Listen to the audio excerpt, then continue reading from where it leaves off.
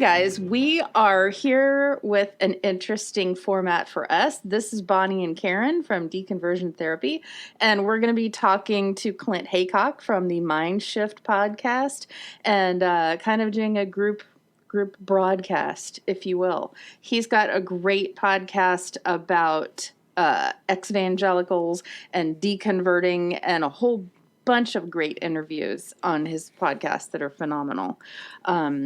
So this is the first of the experiments. Say something, guys, because we're not. We're going to leave you hanging. I just enjoy listening to you talk. It sounded so good. Just keep going. This is Karen, and I just want to say that Clint is intelligent and thoughtful and studious. So we're going to fake intelligence and, again, I have the hand on the edit button, so if we come out looking intelligent at all, it's a trick of mirrors. Yeah, smoke and mirrors. Well, I was going to say that's just the way I approach my podcast. I used to be a Bible college teacher. I was into academics big time, so that's just my orientation, I guess, is to kind of approach these topics from a little bit maybe of an academic point of view. I don't know, but who knows? But I love to have a good laugh too. So I love your show as well, because obviously those stories that you talk about, they resonate so much with my time in evangelicalism too. So I'm really looking forward to this conversation. Yeah, we've got that yin yang, for anyone who needs it, because I know a lot of our followers, some of the things that they talk about with their struggles are, still trying to get rid of guilt or believing hell is real and being fearful. And that's when some of the academic stuff can come in and be really helpful. And we usually point them away, like, somewhere else. Away. And go look for some good stuff. Go look elsewhere. That's right. That's right. Oh my gosh, your most recent episodes about the election and cognitive dissonance, they were so dense with information. I'm like, oh my God. Yeah, but it's all about different backgrounds and experiences. I mean, the only reason I got into those just about the prophecies, that's what I did 3 back-to-back episodes on the failed Trump prophecies, all these charismatic figures making all these confident predictions that Trump was going to get reelected. And once I started going down that rabbit hole, I just kept going and going. In fact, I should have done one this weekend, but I'm kind of burning out on it. So I'm glad we're doing this so we can have a laugh, because I need a break from that too. The confidence in the prophecies, that's the most hilarious part. I don't understand certainty. What either of you are talking about, because Eric Metaxas just said Trump should go ahead and start picking his cabinet because he won it. Yes, he did. If you discount all the millions of illegal fraudulent votes, he absolutely won in a landslide. That's what they're saying now. I mean, they're repeating his conspiracy theories. It's hilarious, but kind of sad to watch them flailing. They're trying to explain it all away, and it's, it's an unbelievable storyline it's continuing even as we speak. Right. Because for people who aren't aware of cognitive dissonance, give us the brief version of what that is and how they're making it known to us. I mean, these articles are hitting all the mainstream press too about how his followers are victims of cognitive dissonance. Yeah, well, that's it. And it comes from a book. It's called When Prophecy Fails. It was written back in the 50s. It's a fascinating book. I don't want to get too much into the book, but it's actually a real life story of a group of psychiatrists, psychologists that infiltrated a cult. This has really actually happened in real life, and they kind of posed as cult members as this woman was predicting the end of the world. And of course, her prediction didn't come to pass, that these saucer people were going to come down and destroy the world and take them off to safety and all the rest of it.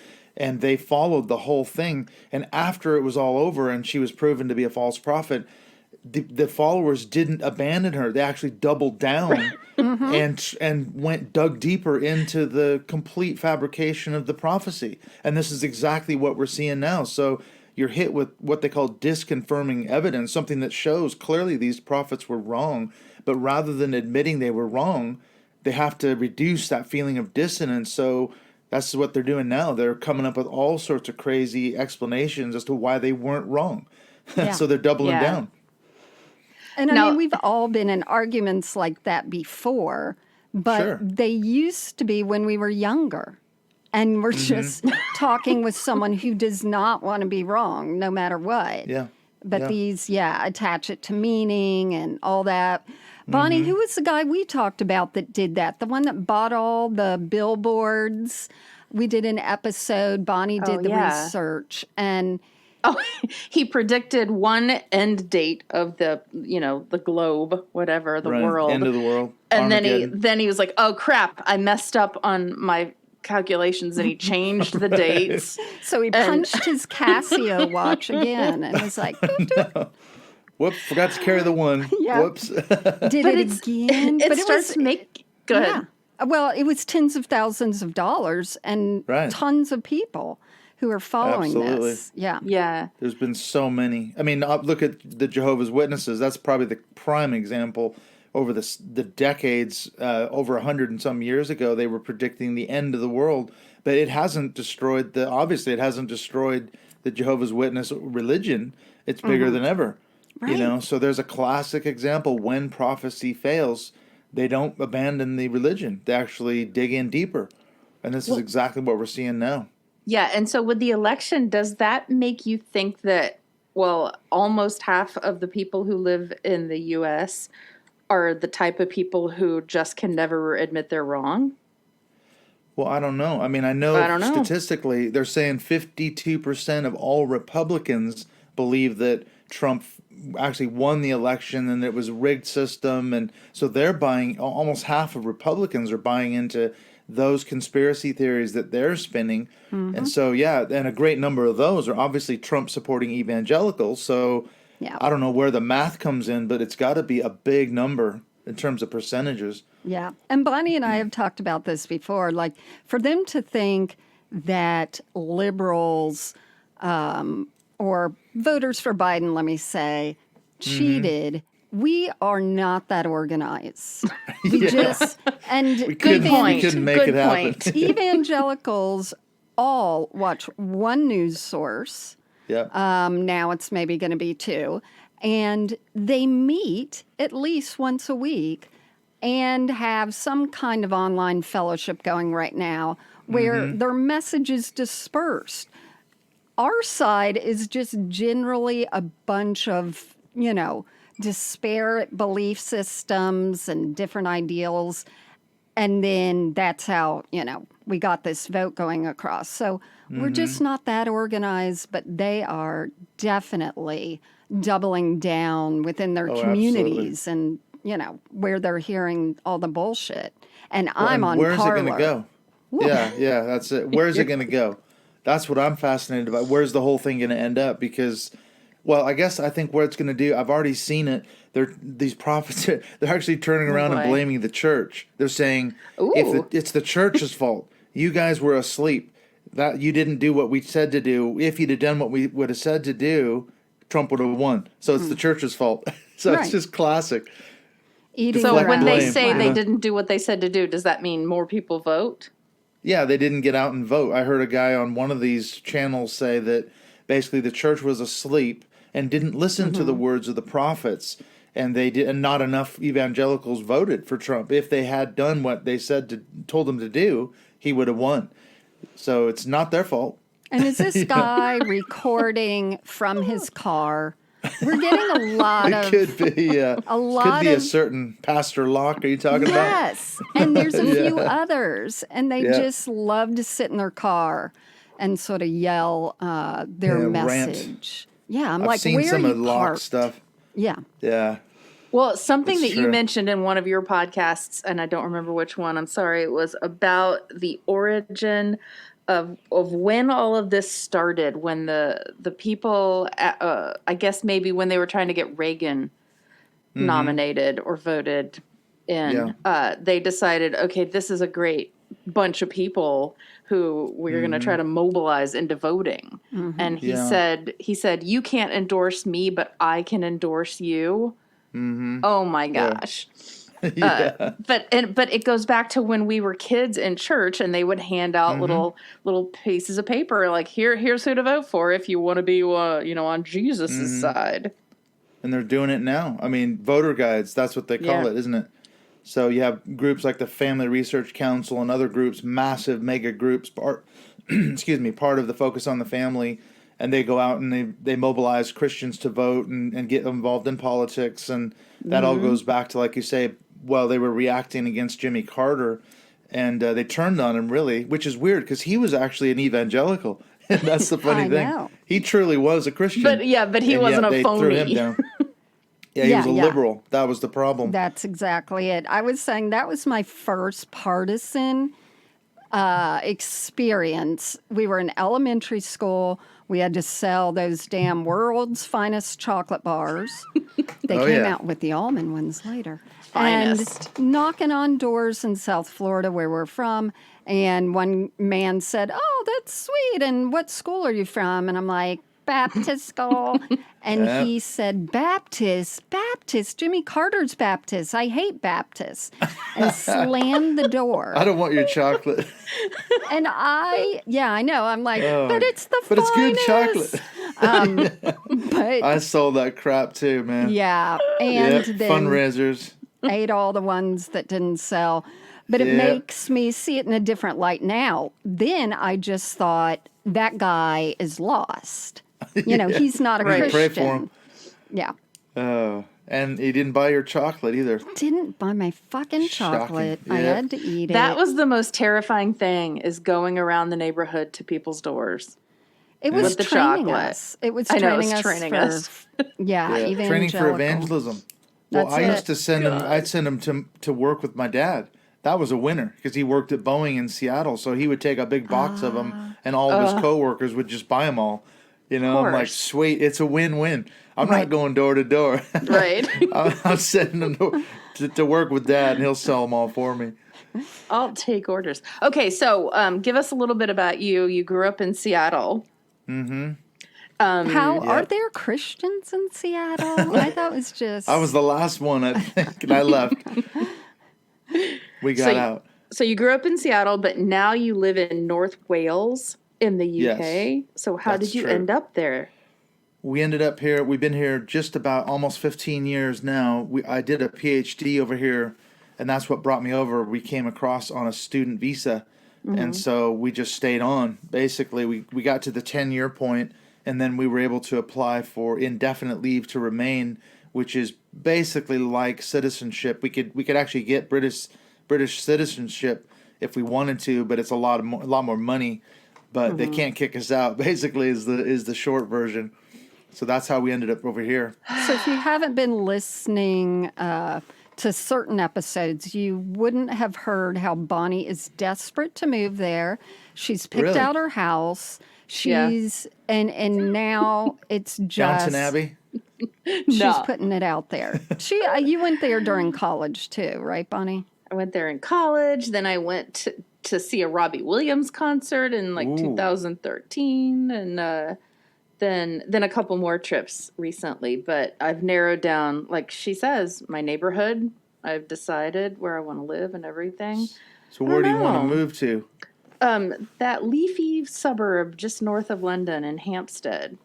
It's just so nice. But I think that the other thing that's happening there is like on 30 Rock, where you go to Cleveland and you have a great time and you want to move to Cleveland. I've only been there when it's been fantastic sunny weather.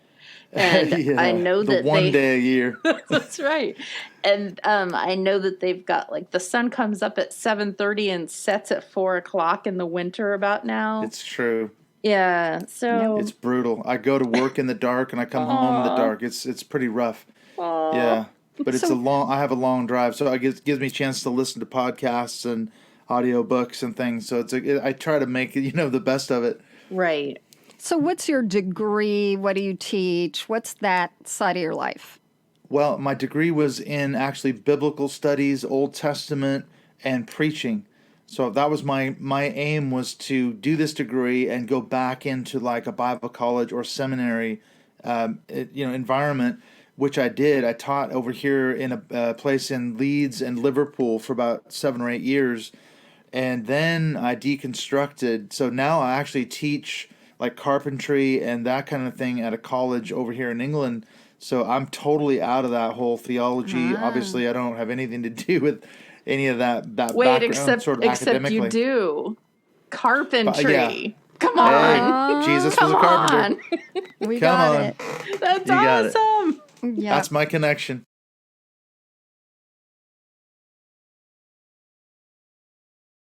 So give us the Reader's Digest version of like why after all of that did you figure, hey, maybe this isn't all it was cracked up to be. Well, my story, I'll give you the super short version. I was going to Bible college and seminary in Portland, down in Oregon, and I was a pastor of a church for about 12 years. Oh And my I really gosh. I got burned out in ministry, which is obviously a very common experience.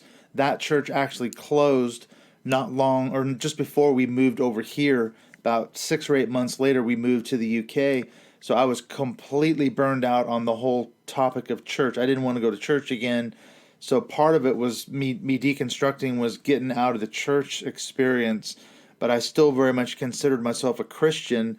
I was hoping to reform the church. That was part of my drive by getting back into teaching.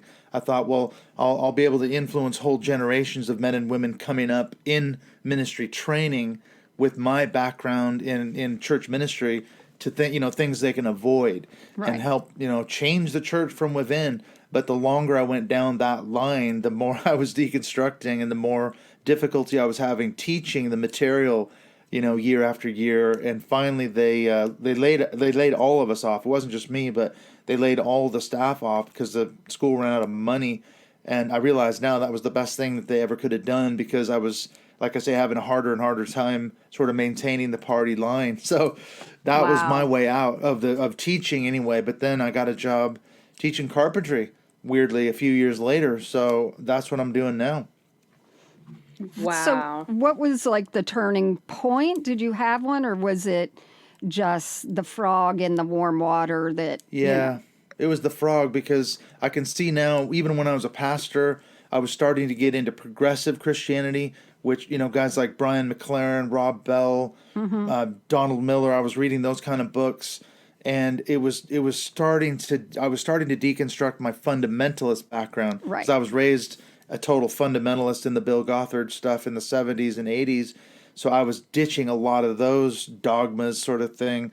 And then that was my journey out, I guess. It took a long time. I was questioning things and jettisoning a lot of the crap that I used to believe. So by the end of it, there was nothing left. It was like every piece kept sloughing off to the point where there was not much left, and there was no faith left either. Yeah, Wow. But it took about 10 years, I guess, to really kind of yeah. melt it all down and shake it all out, I guess. It really does take a long time. And a lot of Yeah. our listeners, who are going through difficult times or they're coming out as non believers and all that, of course, you want to think, I will be out of this pain and questioning soon. But it really, according to how deep in you were and for how long, you're going to have that going out. You're going to And have. Absolutely. I think how much your parents were into it Oh, yeah. seems to Right. be a lot because when I listened to you and your episode where you talked to your friend Jeff Judd from high school, he seems to be me, like the one who just laughs at it all and has always been kind of a little bit more removed. Like Karen's parents were very much into church. My mom wasn't, but I got into going to church and bought into everything. But then I always had this kind of arm's distance thing of, well, wait a minute. Well, if you can't Yeah. share the good word with a kid on an island, then really, how fair is that? And I always had Yeah. the questions like that, and thought, this is a little bit something I can't say. I can't stake my life on any of this. Yeah, so when you were done, your last straw, you were like done. I Yeah. was similar to Clint, took a lot longer. So you were raised in it from day one like me? I was raised in it, but unlike you, we could watch heathen television And Yep. We had no TV You at mean, all. you Right. mean we could just watch television? yeah. It's all What heathen. do you do with your days if you can't watch television? Oh, I read books when I was a kid, played outside. That's what we did. Rode our bikes and did the kid things. We never had a TV, so I never missed it. We could go up and watch The Muppet Show on Fridays Right. from 7:30 to 8 on Fridays, and that was it at my grandmother's house. And we had to be back promptly by like 8:05 or we'd get a spanking. Right. So Yep. that was the only TV we were allowed all week. So we never really missed it. We didn't have it. No. We never had it from day one. Yeah. Yeah. Yep. So, And I but at think- night after it's dark, I guess you would read. Yeah. And I do just read homework. books. Did you just Yeah. have to do it by a candle? Were you allowed electricity? Yep. We had electricity, shockingly, believe it or not, even though it was Seattle. We didn't have to read by candlelight. Yeah. Well, Wow. my parents were Christians. They were Southern Baptist. My dad had converted from nominal Catholicism. Did the whole thing. He was a deacon. So I grew up in that. My brother was in that and all that. And so Bonnie, My her mom was grandparent- divorced. Yeah, no. They Scandalous. lived at the end of our street. So when we were like 1.5, we met each other. And because Wow. Bonnie's mother worked, my family would be like, we're going to church. Okay. So everything we did just for rides and making everything easier, Bonnie Because- did. So Yeah, but we went to the same Baptist day school. So, we would need to be the same place, the same time. And then, of course, we kept up with the youth group in high school. And then yeah. for the first 2 years of college, we went to a Baptist university affiliated with the church. And then I left and Karen she stayed. left. Right. So you stuck it out, Karen. I'm a committed person. That's right. I'm a Christian. Oh, I was in deep, and then I became a full-time overseas missionary after that. And then when we returned to the States, things started. My husband was quicker than I was with the deconversion. He had that doubt situation. I didn't. But, sort of what you said is right. And I'm wondering with COVID, too, when you're out of the church physically, you begin to have a distance that makes you be able to not be as afraid and be able to look at things in a different way. And that's what was happening on the mission field. And when we returned and couldn't find a church, that I made it think that's why easier. they're scared to death of COVID too, I because think people so, are going yeah. to stay home on Sunday mornings and Exactly. enjoy life, and they're Exactly. going to stay home on Wednesday evenings, and they're not going to have anywhere to easily give money. They're scared. They're freaking out. They're Yeah. running scared. I think you're absolutely right. Because as you say, once you miss something out for that long, you start to go, wait a minute, did I really need this? And in fact, I'm perhaps better off without it. Yeah. Shockingly, and the pastor cannot have that, man. I wonder if that's some of the reason some of these guys are fighting so hard to have people come back in, even though, it's in clear defiance of all COVID protocols. They're putting people's lives at risk. It's absolutely insane. It's It become a is. death cult. It really has. It really It's just has. crazy. Yeah, it has. Yeah. And we can discuss that even more. I just turned in an article I hope will go up this week, but it sort of names a few of our favorites. Oh, and yes. that can actually maybe go right into our question that we were all emailing about. Which of these people would you punch in the throat if you could? And that, I have ones that I would just like to look up and down and make them feel bad about themselves. That's But not Yeah. possible. Other ones I want to punch in the throat. Yeah, None of them Well, are we got going to feel bad about themselves. I know. Exactly. In They're my gonna double down. fantasy, Oh, well, you can have that. Okay. Yeah, in your fantasy world, That's maybe it. they'll apologize. Well, and we got some. I tweeted about this earlier, just before we went on the air, and a bunch of people responded because I said, "Oh, I'm going to be talking with Karen and Bonnie, and what top 5 evangelicals would you like to punch in the throat?" So the list that I had, some names got added to that, and I was like, "Oh, damn it! I should have put their name on." Was there That's a clear so good. winner? Well, Sean Foyt comes up a bunch. They Pastor took Locke. mine. They just stole Yeah. mine. Kenneth Copeland, Paula White Kane, Carl Lentz is a new one. Yeah. Who this scandal is just unfolding even as we speak, and there's a lot to talk about there. I'd love to. We'll hit that up. It's soon. a mess. Yeah. So I don't know if you read it, but did you see that in, I think, the New York Post, they had an article by the woman who Carl was messing around with? Yes, she's now coming forward, isn't she? Yeah, she talks about the Yeah, whole she's thing telling about her how side. they met each other in a park, and how she said, when he put my name in the notes section of his phone's apps instead of the contacts, I should have known something was up. I'm like, okay. Well, Well, Bonnie, you know how they found out about it?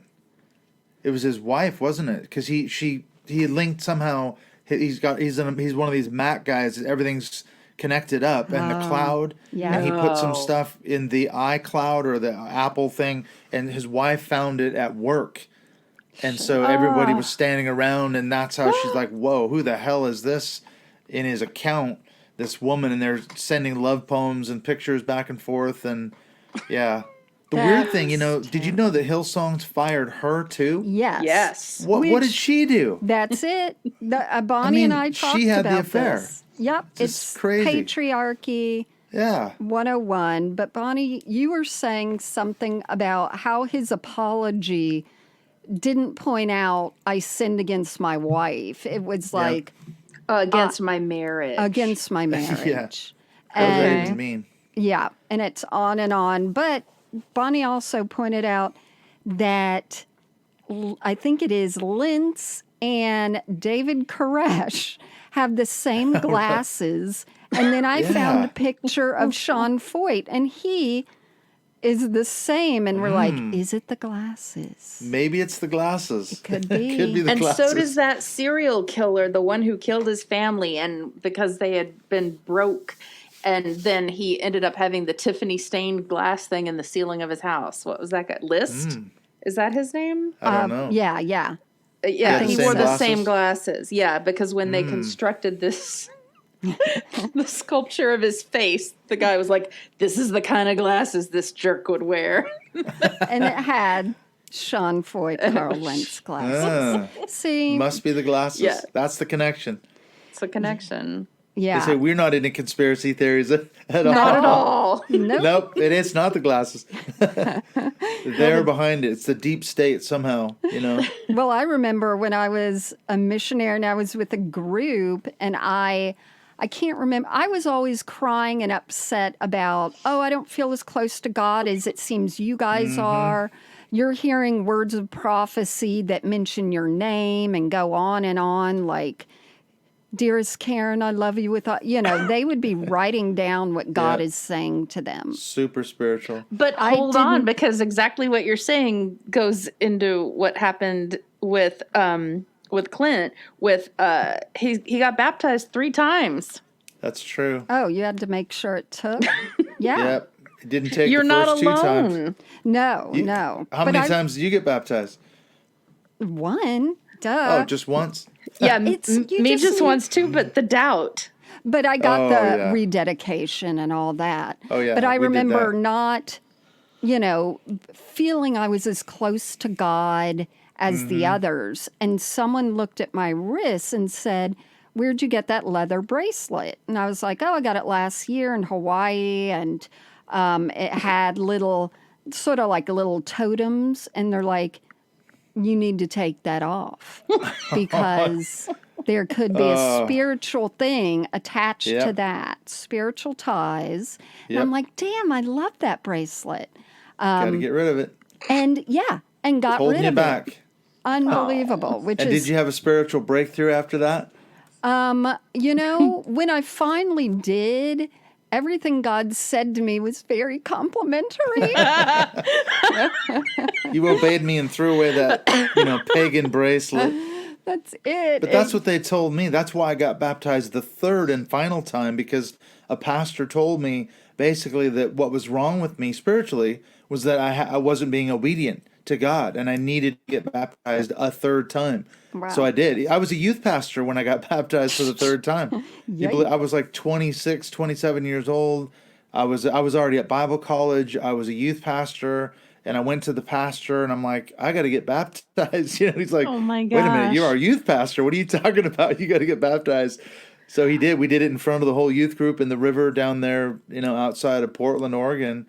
And it was a hilarious story, looking back on it now. But I was so sure that I was going to have a big spiritual breakthrough after Right. that. Yeah. Because I was being obedient to God. Yeah.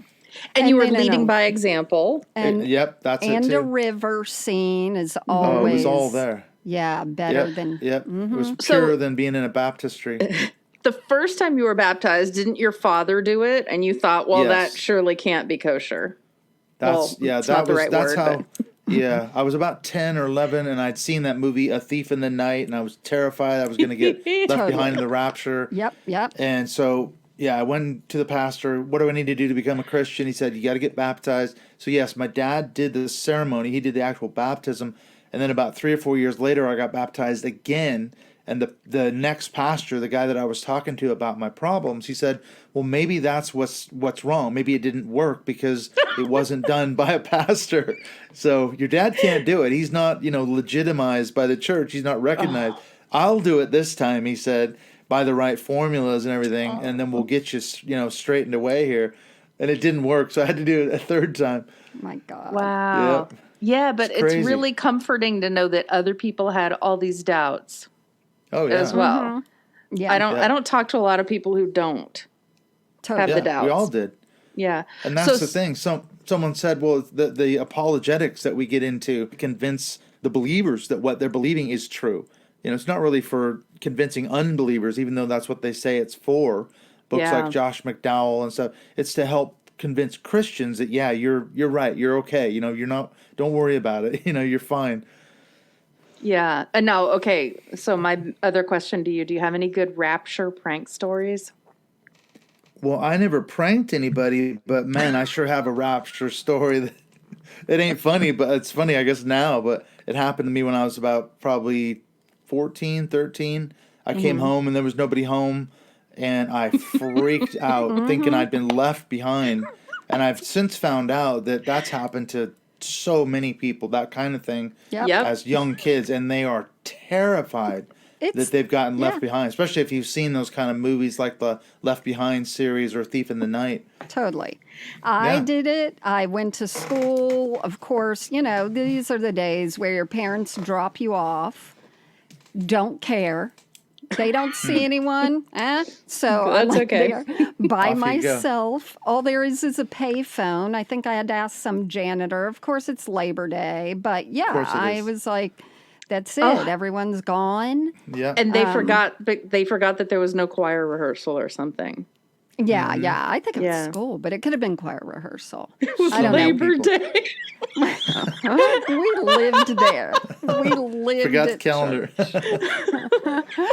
That would be about right. Well, we have had some of our favorite episodes are our letter-sodes where people write in and we read their funny church stories. And there are some hilarious but painful stories.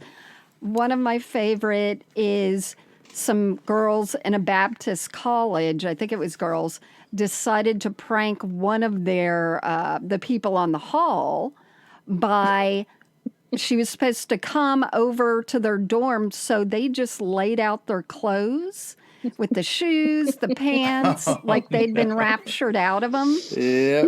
And so she went and she was like freaked, but not too much. So she ran to some other room that they knew she would run to, and that person had done the same. So Yep. then she Everybody did started it. screaming and all that. And you're So like, cruel. yeah. And It then really someone is. walked down the hallway and she grabbed him and said, we're not supposed to be here. We're not supposed to be here. But yeah. That's religious trauma syndrome, though. It really is, isn't Totally. it? I mean, you laugh about it now, but I mean, God, as a kid or young person, you don't have the capacity to process those traumatic experiences, and it's doing damage psychologically, spiritually, emotionally that we have to then process years later. It's sad, man. It really is. We were saying, or I tweeted something about, thinking about all the kids right now, especially who just keep hearing from their parents that these are the end times. Like we all were living through that anyway. Yep. We were all saying, Jesus, don't come back till I get married. Yep. We all lived with that thing that Jesus could come any minute. But especially what's going on politically here, I'm sure it's ramped up even more. Absolutely. Or has it? I mean, this has been going on forever. I liked there was an episode where you were saying that your friend Bob didn't go to college even though he had a full scholarship because his dad said, it's a waste of time. Yeah. Jesus is coming soon. back. That's right. Don't waste your time, boy. That breaks my heart. So did you ever It's get sad. Bob on your show? You know what? I did talk to him a couple months after that episode with Jeff came out, and we were going to. He's really elusive on social media. Like, you'll message him on Facebook, and he'll get back to you about 6 months later, So he's really hard to get a hold of. So we were supposed to do a chat and sort of give the other side of the story to, because Jeff, he's hilarious. I mean, I see him every time I go to Seattle, but Bob lives down in San Diego, so I don't really get down there that much anymore. So yeah, it's a bit harder to see these guys sometimes, but yeah, I definitely need to try to reach out to him because he's got an interesting story that kind of goes along with what Jeff was talking about. You've been asking me questions. You talked about our backstories. Why did you start your podcast? That was one of the questions that we were going to kick around. That's right. Why did you start your show? Okay, Bonnie kept bugging me. I didn't want to do it. She's like, but we have so many funny stories. But I mean, a lot of our funny stories when we talked were about other people. Like, remember the time blah, blah, did this and blah, But she's like, we should just do a podcast like Ricky Gervais does or, Yeah. I've been wanting to do a podcast since his came out, and that was so long ago. If we had just figured out a topic that many years ago, we would have been the Joe Rogans. Hey, Joe you Rogan. could have been huge. Talk about. Because, people love to listen to women, and especially with any authority or whatever. But, yeah, so she kept saying that, and I love murder podcasts. And so there's My Favorite Murder, which I really like, by these two comic women. And so we're like, well, why don't we do it in that sort of format? And we began, and it was terrible. Not only our audio, but we tried to make like segments and figure everything out and all that. So it's evolved a lot. But I think once we had people listening to us, because oddly, Bonnie has never revealed who she is, and I haven't posted on social media like Facebook that I'm doing this. So all the, quote, listens we were getting, we knew it was people we didn't know. Yeah, Right. wide So open. I think that's what started it. Like, oh, there's people that need this or whatever. And you and I, Bonnie hasn't, have been on the Graceful Atheist podcast, which I really like also. Yeah. And, it's great that there's these different niches. And we are dedicated to trying to stay in our lane so people always know what they get when they come to us, and it's definitely just they have bringing that identity. Yeah, bringing up the old memories, letting them have a little bit of a release because we know that they're dealing with like straight up difficult things that you're discussing. And, getting inspired with different stories on Graceful Atheist and looking back in their Bible to see what it really means, going back to yours, so I think the more people that get involved in this side of things, the better for people deconverting, because there's tons of them, and it's going to expand even more if these statistics keep up. If people keep staying home with COVID. I just Yeah, want they to have nothing bust better to in. do. Yeah. I just want to bust in and say, I think that right before we started, one of the conversations we had was really animated when I was at Starbucks and ran into one of our Sunday school teachers, who was also one of our substitute teachers at day school. And she and I talked, and it was lovely, and it was jovial, and it was so casual, and I was so glad to see her. And I was like, I always did like her. So we both leave Starbucks. I'm going to my car, and across the parking lot, she yells to me, "Are you going to church?" And then Yep. why I didn't lie, I'm not sure. But I said, no, I'm not. I'm not going anywhere here locally. And then she, basically got around to telling me, I'm going to pray for you. And that just ruffled me for some reason. Like, if you want to pray It's for me, triggering. lady, just do it. Don't tell me you're going to pray for me. Yeah. And Why so do you have to say it? why do you have to tell me? I know. It's like, I'm going to be praying for you, so I'm going to want you to go to church, and next time we run into each other, I need a different answer. Yeah, it's not going to work. Yeah. It's so true. It's such the assumption, isn't it? I ran into some guys that I went to high school with in Seattle. One of the times I was there a couple years ago on a Sunday morning, and I walk in to get coffee for everybody, and I was going to bring it back home to my in-laws' house. And here's these three guys sitting at a table, and it turns out they're all three pastors, and they're just going over for a quick cup of coffee before the service starts. You know the story, talking about the service that they're going to preach about, blah, blah, blah. And they're like, "Hey, it's Clint. Haven't seen you in forever. What church you going to?" That was the first question. Like, really? I mean, okay. So, yeah, it's just an assumption, isn't it, that you're plugged into a church somewhere. Yeah, it is. And we got that. So I live in the South, and we have daughters. I actually got more than once, when the kids were little and someone, was going to come over to play or whatever, parents asking me what church we went to, as that would be the measurement of if their kid could come over and play.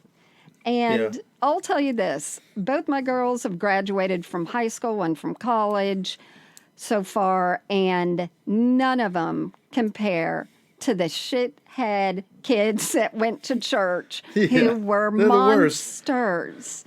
Just monsters. Ironic, isn't it? Yeah.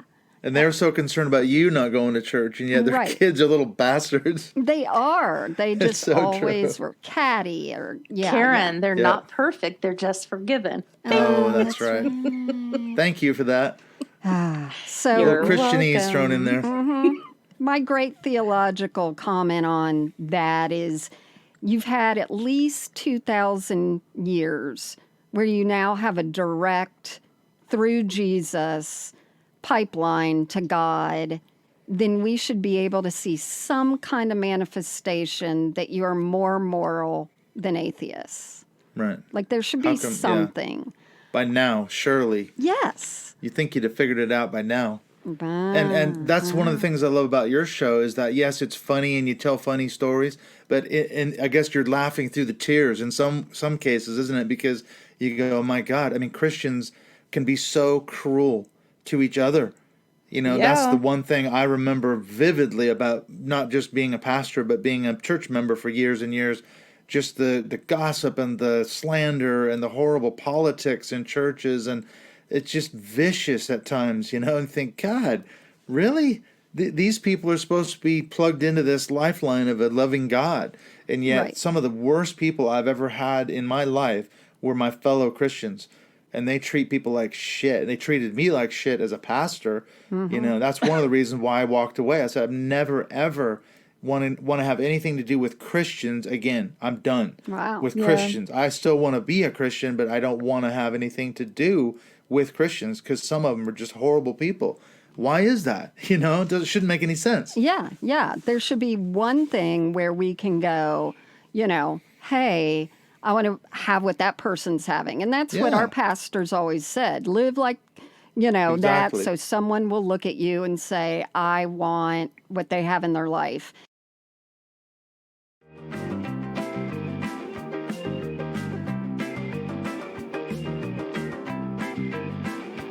What? That's the end? You're just going to leave us with that, Clint and Bonnie and dear Karen? Yeah, that's it for now. We have the other half coming at you really soon, so stay with us.